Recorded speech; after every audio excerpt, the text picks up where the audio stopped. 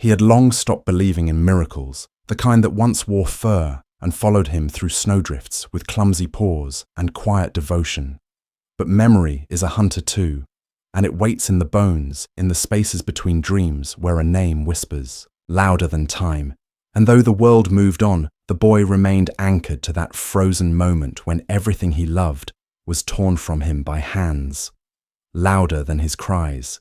Years passed. Seasons bled into each other, and silence became his second skin. Until one morning, the sea gave something back. Broken, bleeding, nearly dead, but marked with the same scar, the same story etched above the eye. And in that instant, the world tilted a breath caught in his throat. Because recognition is not a choice. It is a storm. And the boy did not see a monster.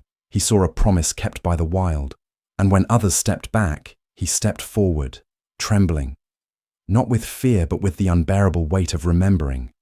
Because some bonds are not broken by time or silence or even death, they are only waiting to be found again. Every morning, Eli woke before the sun. Though there was rarely much difference in the Arctic light.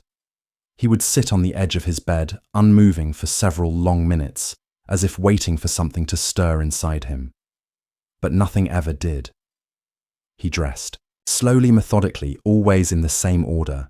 Socks, then sweater, then coat, not because anyone told him to, but because that's how he used to do it when they went outside together. He ate his breakfast in silence while his parents whispered in the next room about weather supplies or school, but never about the thing that had hollowed out their boy when no one was looking.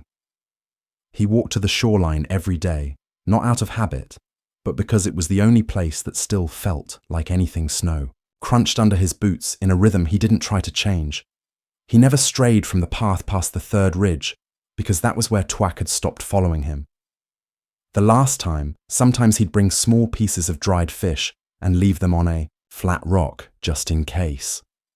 At school, he listened, but didn't hear the other children's laughter rang around him like distant bells, beautiful and empty.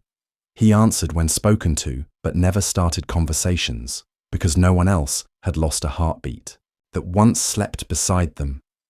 He drew pictures of animals with dark eyes and wrote stories. He never showed anyone because they were all about someone they'd call imaginary, but he knew better. At night, he stared at the ceiling, tracing the shape of constellations he used to name aloud to Twack when they'd lie in the snow. His fingers curled slightly, as if still buried in thick, warm fur. And just before he drifted into shallow sleep, he would sometimes murmur the name softly into the dark, not expecting an answer but needing to remember how it felt on his tongue. His world was quiet, calm like a frozen lake, but just beneath the surface, something ached, something waited, and though he never said it aloud, a part of him still listened to the wind, hoping it would return the sound of footsteps, too heavy to be human and far too familiar to forget.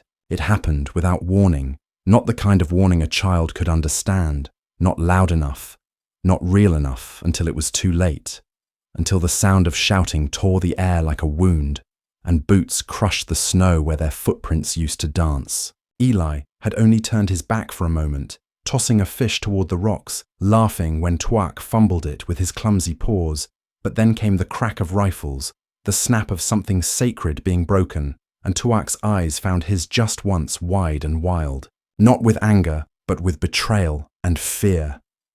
The bear ran, Eli ran. Two screaming his name over and over as if words could make the bullets stop, as if love alone could hold him back. But Twack vanished into the white, swallowed by a silence deeper than any storm. The men caught nothing. They said he was gone.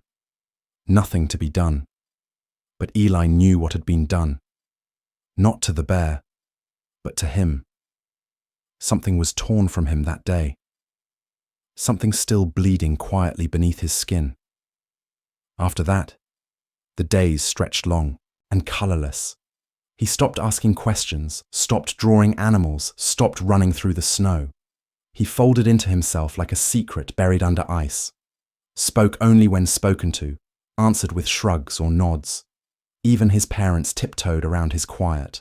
As if afraid to break it, he would lie awake, listening to the wind, praying to hear paw steps, to hear breathing beside him again.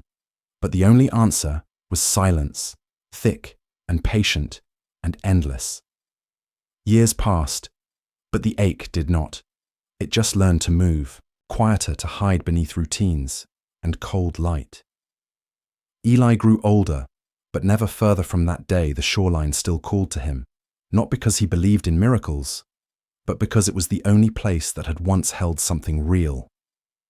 Now it held only echoes and a boy who no longer cried, not because it didn't hurt, but because the hurt had turned to stone inside him.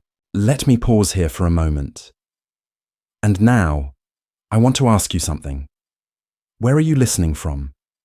Have you ever had someone, a person, or even an animal, remember you after years apart, that moment when time melts and only the bond remains? If stories like this speak to your heart, hit that follow button. There's so much more ahead, raw, quiet, and deeply human. It started with a smell carried on the wind, like a forgotten word, salt and fur, and something sharp like pine smoke and cold metal, and in an instant, Eli was back there, not just in memory, but inside.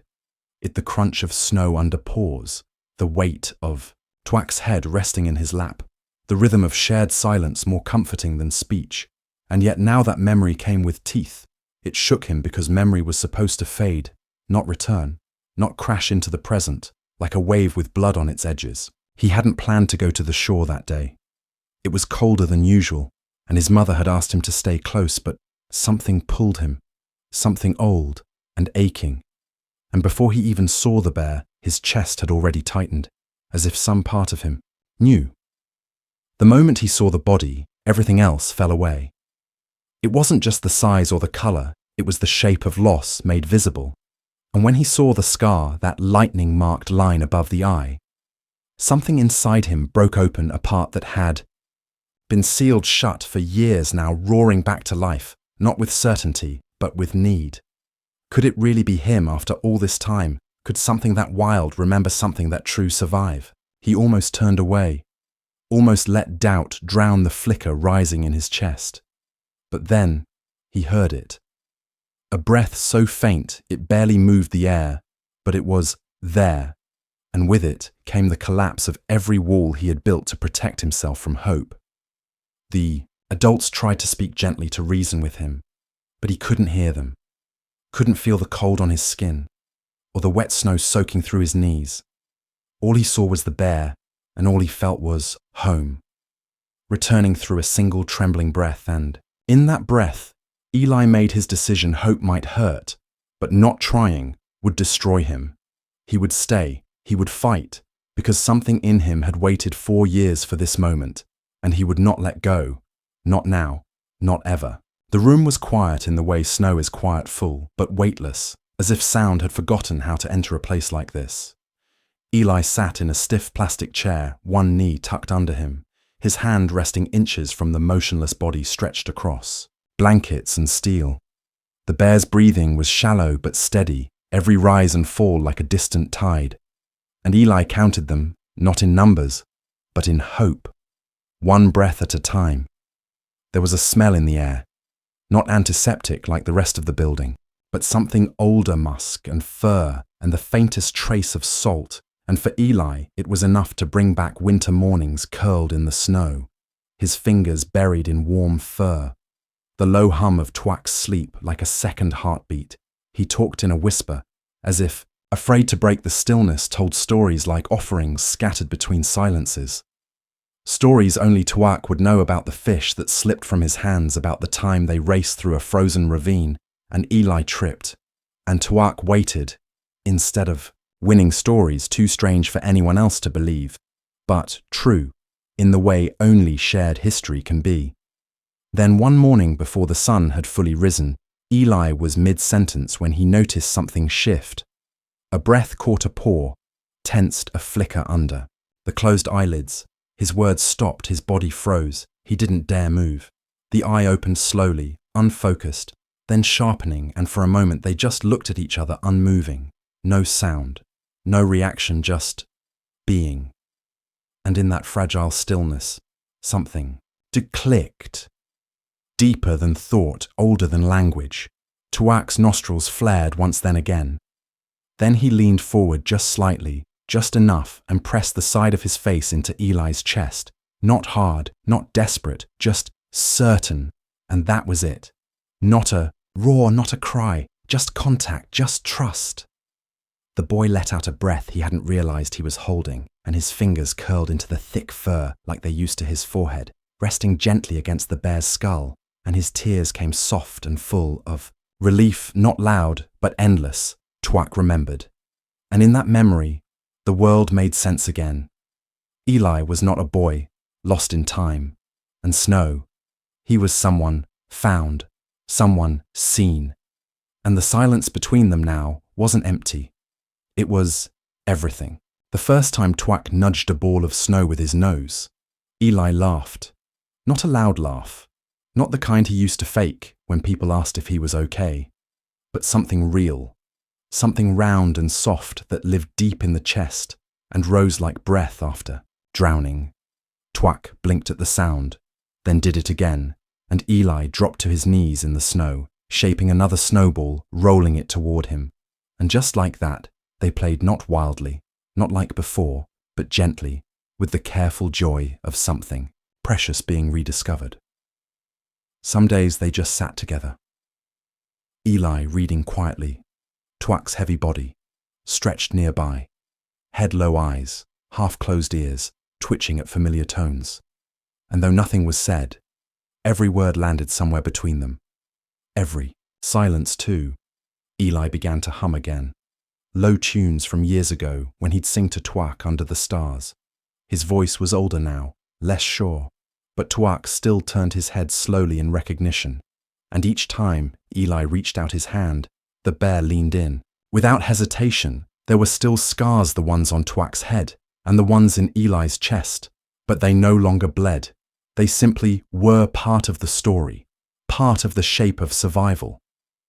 People came with cameras and questions. They asked Eli how it was possible, how the bear remembered how he wasn't afraid, and Eli would smile gently, not explaining too much, because how do you explain something that lives beyond logic? Some bonds are born not from taming, but from seeing, from trusting, from waiting. And when they break, they do not disappear. They echo, they pull, they guide you back. The land was still cold, the days still short, but something had shifted between the snow and silence. Two hearts that had once been torn apart, now beat with quiet rhythm side by side. And in that rhythm there was healing, not sudden, not loud, but steady as breath and memory and belonging. Because true connection doesn't vanish. It endures in the quiet, in the waiting, and one day without warning, it comes back to you whole and breathing and real. Some bonds never ask for words. They exist in a glance, a pause, the way two lives lean toward each other without needing to explain why. Time tried to erase them. Silence tried to bury them. But real connection doesn't break. It settles deep, waits patiently beneath the noise of the world. And when it returns, it doesn't demand anything. It simply is, quiet, steady, whole. In that meeting, Eli didn't just find his bear. He found the part of himself that had stayed lost in the snow, and Tuak, in remembering, showed that even the wildest heart knows the way home.